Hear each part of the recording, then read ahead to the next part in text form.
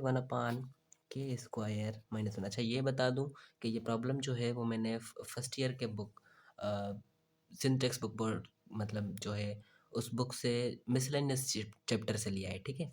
तो अच्छा इस ब्रैकेट को हम दो में तोड़ देंगे, मतलब आई मीन के फार्मूला है, फार्मूला लग रहा है ए स्क्वायर माइनस बी स्क्वायर वाला, तो वो होता है ए माइनस बी ए प्लस बी, तो ये हो जाएगा के माइनस वन के प्लस वन, ठीक है। अच्छा ये होगा सॉल्व बाय पार्शियल फ्रैक्शनिंग के साथ, ठीक है। यहाँ पे यूज़ होगा मेथड फ्रैक्शनिंग, ठीक है। अगर वो आपको आता है तो कोई मुश्किल नहीं होगी फिर। अच्छा हमने तोड़ा माइनस वन के प्लस वन में, ठीक है। अब इसको हम दो में तोड़ेंगे, ठीक है ना। पार्शियल फ्रैक्शनिंग ऐसे ही होती है, ए अपान के माइनस वन, ठीक है, प्लस बी अपान के प्लस वन, ठीक है। तो अब आगे चलते हैं, ये होगा वन अपान के माइनस वन के प्लस वन, और यहाँ पे एलसीएम होगी तो ये हो जाएगा के माइनस वन के प्लस वन, ठीक है। और एलसीएम अगर हम यहाँ नीचे वाले आपस में मल्टीप्लाई करते हैं तो ये इसके साथ हो जाएगा, ये इसके साथ हो जाएगा, ठीक है। तो ए के plus one plus B K minus one, ठीक है। अच्छा ये आपस में जा रहे हैं, ये कैसे जा रहे हैं, ये अगर हम वहाँ ले जाएंगे तो क्या हो जाएंगे, मल्टीप्लाई ऊपर चले जाएंगे तो दोनों कट जाएंगे, ठीक है। तो ये हो जाएगा one is equal to A plus one plus B K minus one, ठीक है। तो ये हमारे पास हो गई इक्वेशन नंबर टू। अच्छा इक्वेशन नंबर वन कौन सी होगी, ये वाली, सही है।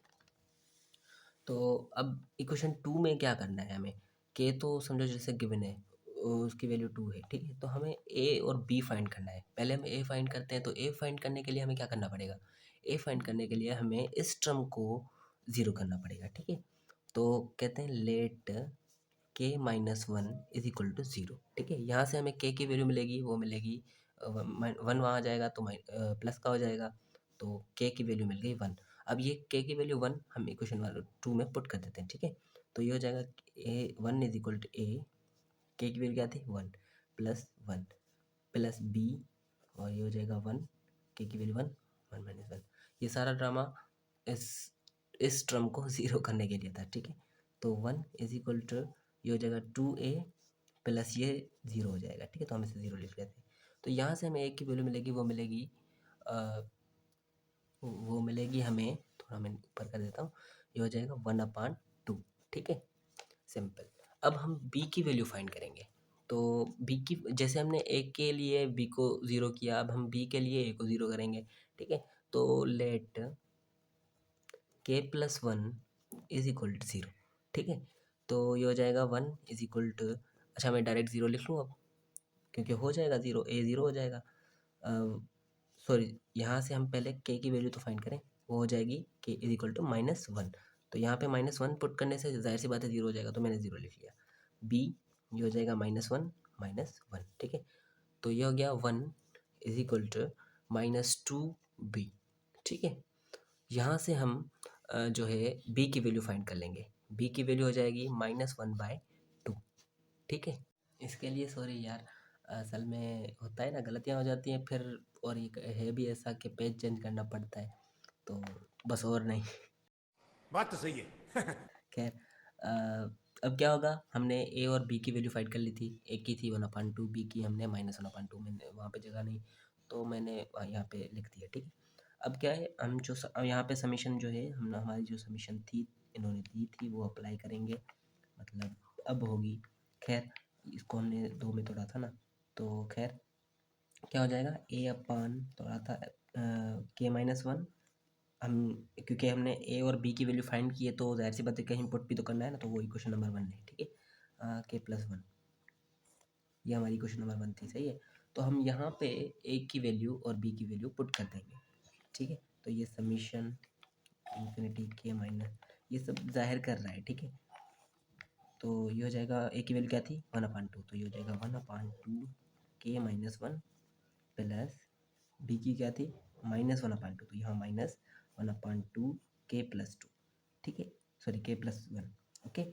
तो अब क्या हो जाएगा, अब जो सीरीज़ इन्होंने दी हुई थी ना के इज इक्वल टू, वो हम मतलब कर देंगे कैसे, जैसे पुट के इज इक्वल टू 2 4 6, क्योंकि इवन दी हुई है ना तो हम यही लगाएंगे, ठीक है, टू इन्फिनिटी।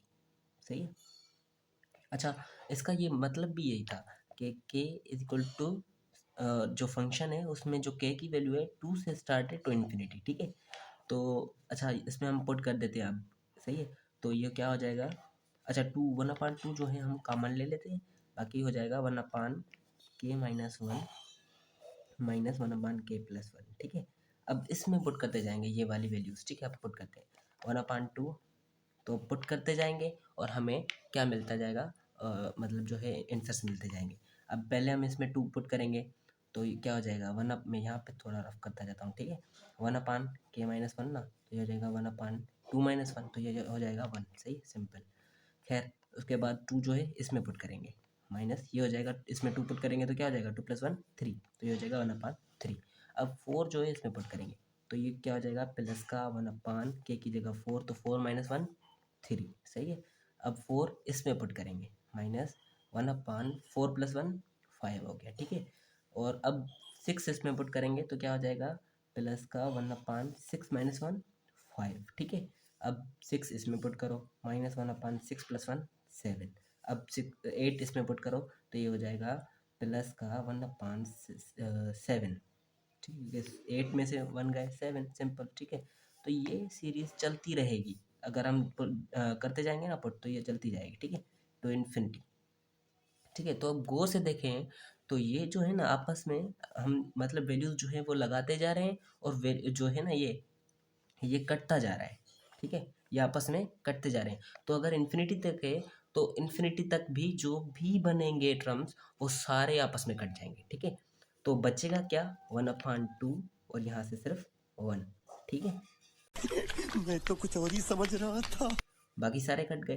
तो अब ये क्या हो जाएगा, 1/2, हमारा यही आंसर है। मतलब इस टर्म का, इस फंक्शन में अगर के की वैल्यू 2 से स्टार्ट होती है इन्फिनिटी तक, तो इसका सम जो होगा वो होगा 1/2, ठीक है। उम्मीद है कि मैं अच्छे से समझा पाया हूँगा।